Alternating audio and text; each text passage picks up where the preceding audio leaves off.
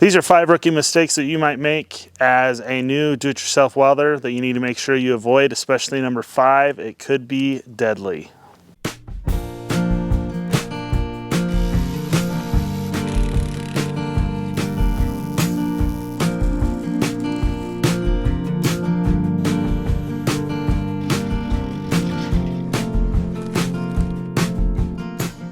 Welcome back to the channel. My name's Derek, and of these mistakes, I've probably made most of them.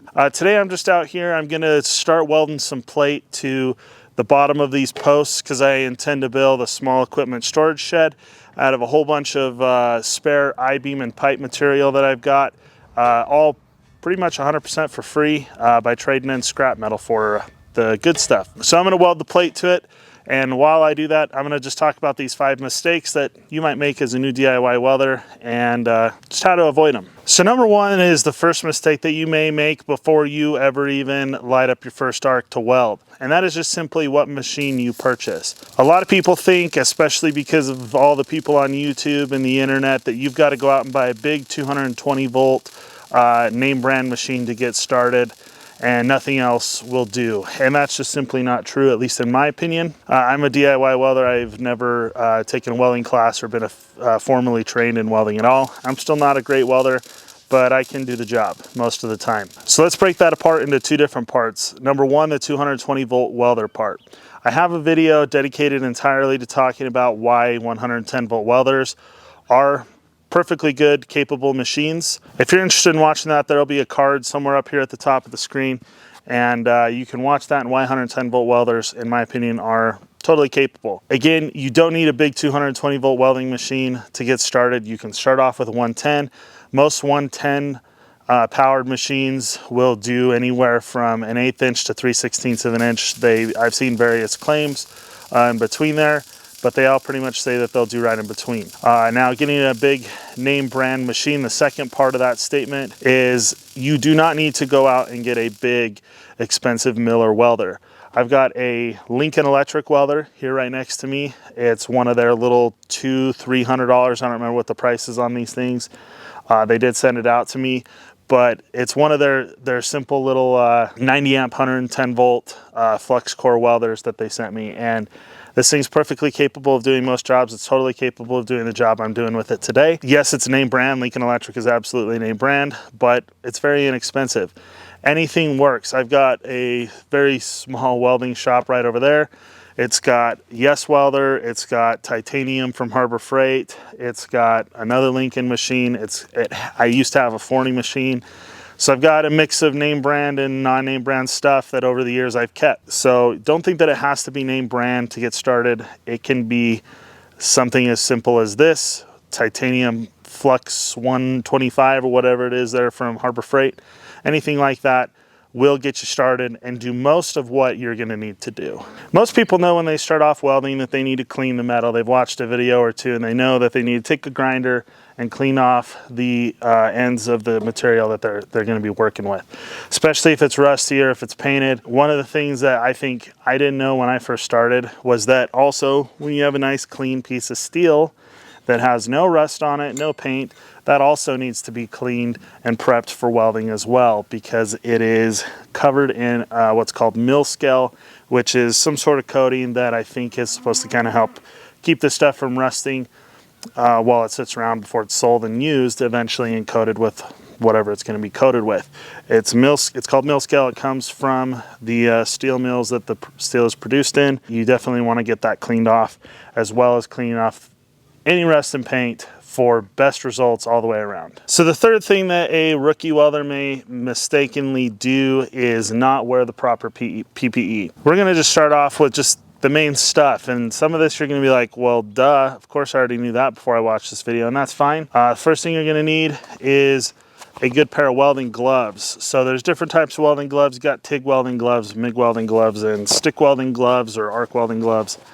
I typically just simply use the stick welding gloves. They do well for most of the things. If I've got to have good dexterity with my fingers and stuff like that, I do have a nice pair of MIG welding gloves that I pull out once in a while. They just don't provide as much heat protection as a good pair of heavy duty arc welding gloves. So the next thing that I skipped for a long time is a welding cap. And you need a welder's cap to cover up the top of your head. The amount of times I've been burned on the top of my head through the top of the welding helmet here on the open side is way too many before I decided to go get a welding cap. So you got yourself a pair of gloves, a welding helmet. A lot of guys will say get the fixed shade stuff. I know a lot of the pipeline welders use like the pancake fixed shade stuff. For most of what you're gonna be doing, you're gonna want auto darkening. Skip the fixed shade, get auto darkening. This is a Yes Welder, simple online Amazon special welding helmet, and it's worked wonderfully for several years. There will be a link to all of the things that I'm talking about here in the description below. They will be affiliate links to Amazon, so this will be on there as well. Just simply getting a half decent welding helmet that is auto darkening is a great place to start. I definitely wouldn't get anything but an auto darkening welding helmet. Now the next thing is, I've spent a lot of time welding in t-shirts. Do not weld in t-shirts. Number one, it's bad for your skin. There's ultraviolet rays that come off the light emitted from the spark. I don't really know, but I know that it can cause basically sunburns. It's bad for your skin as much as it's bad for your eyes. Also, just like the top of my head, the amount of times I've been burned on my arms by spatter from welding, because I've gotten a big chunk of spatter that has jumped up and hopped onto my skin, is too many. I don't weld in a t-shirt anymore. I'm done with it. I did it for too long. Don't weld in a t-shirt. So now the fourth rookie mistake that I'll talk about in this video is putting too much heat into your metal. This isn't really going to be a problem with thicker materials, but especially when you get down into the gauge sizes, you know, lower than eighth inch, you're gonna, especially just working with small pieces of pipe and square tubing, you're really in danger of warping your material. First thing you're gonna need is just getting a decent welding table. I built my first one. Lincoln Electric has a great little starter that you can purchase off of Amazon. There'll be a link in the description below off of that has all the holes in it for putting the welding fitment stops and clamps and all those kinds of things. It's an awesome little table. Obviously, I'm not working with the table here because I'm working with large material, and this is welding plate to a large pipe, or, you know, decent sized pipe. Warpage isn't going to be as much of a concern here in this project, but especially when working with small, thin material, you're going to want to be really careful to not put too much heat into one spot of welding, because you will warp and twist and change your material to where it's not nice and flat anymore. So pretty much the way around that is to just weld in one spot for a little bit and then move to a different part of the project, a different part of the material. Also, tack everything together, putting little welds at each point where you're going to be welding.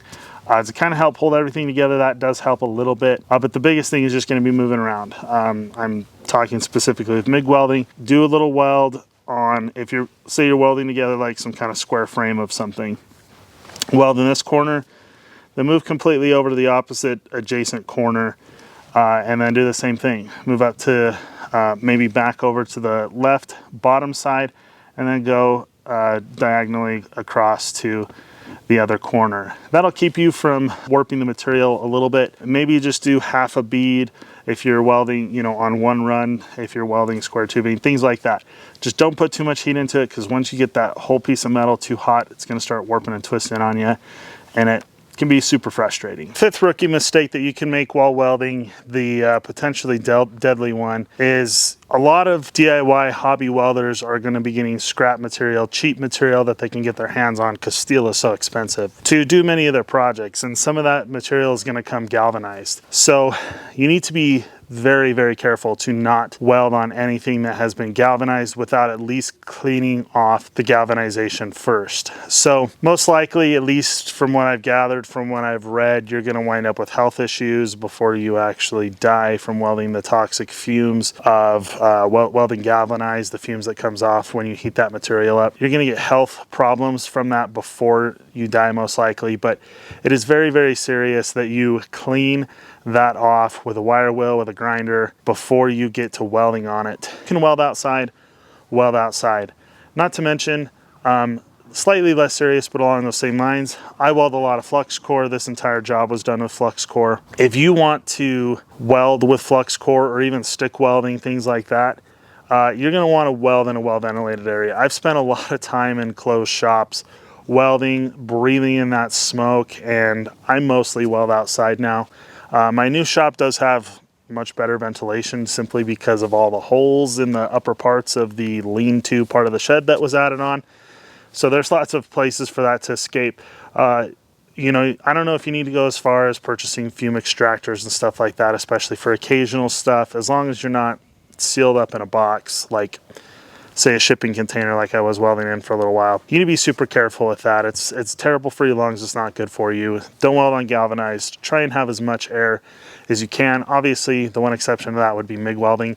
You need to weld inside where there's as little air movement as possible for that shielding gas to be as effective as it can be. So with that, thank you everybody for watching. Make sure that you go back and look at those video cards if you want to see my video on why 110 volt welders are pretty decent machines that you should consider picking up. And also, don't forget the affiliate links to Amazon down in the description below. Some of the best things of some of the products that I mentioned that you definitely do need to have to weld. Doesn't cost you anything extra, but helps the channel out. Also, if you're not a subscriber, make sure you go down, click subscribe, hit the bell icon while you're down there so you can get notified when I upload new videos. Also, don't forget to hit the thumbs up. Everybody, please hit that thumbs up button for me. We'll see you in the next video. Thanks again for watching.